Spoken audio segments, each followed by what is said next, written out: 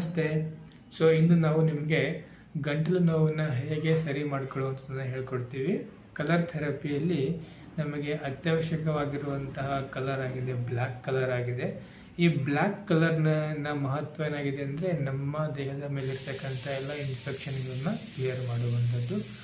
ಹಾಗೆ ಗಂಟಲು ನೋವನ್ನು ಕೂಡ ಅದು ಕೂಡ ಬಂದಿರತಕ್ಕಂಥದ್ದು ಇನ್ಫೆಕ್ಷನ್ ಮುಖಾಂತರ. ನಾವು ಹೊರಗಡೆ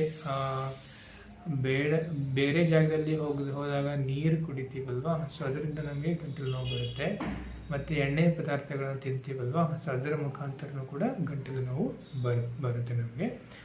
ಗಂಟಲು ನೋವು ಬಂದಾಗ ಏನಾಗುತ್ತೆ ಅಂದರೆ ನಮ್ಮ ಗಂಟಲಿನಲ್ಲಿ ಇನ್ಫೆಕ್ಷನ್ ಆರಂಭ ಆಗಿರುತ್ತೆ. ಅದನ್ನು ನಾವು ಈ ಇನ್ಫೆಕ್ಷನ್ನ ಹೇಗೆ ಕ್ಲಿಯರ್ ಮಾಡೋದು ಅಂದರೆ ಬ್ಲ್ಯಾಕ್ ಕಲರ್ನ ಮುಖಾಂತರ.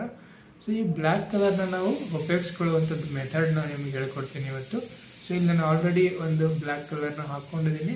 ಅದನ್ನು ನಾವು ಈ ಒಂದು ರೂಪದಲ್ಲಿ ನಾವು ಈ ಬ್ಲ್ಯಾಕ್ ಕಲರ್ನ ಹಾಕೊಳ್ಳೋದ್ರ ಮುಖಾಂತರ ಇಲ್ಲಿ ಈ ಭಾಗದಲ್ಲಿ ನಮಗೆ ಬ್ಲ್ಯಾಕ್ ಕಲರ್ ಹಾಕ್ಕೊಂಡಾಗ ಈ ಇನ್ಫೆಕ್ಷನ್ ಏನಾಗುತ್ತೆ ಕ್ಲಿಯರ್ ಆಗುತ್ತೆ.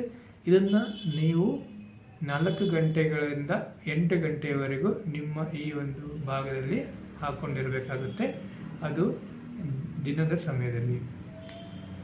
ಧನ್ಯವಾದಗಳು. ನೀವು ಕೂಡ ಇದನ್ನು ಟ್ರೈ ಮಾಡಿ ಮತ್ತು ನಿಮ್ಮ ಅನುಭವನ ಶೇರ್ ಮಾಡಿಕೊಳ್ಳಿ. ಧನ್ಯವಾದ.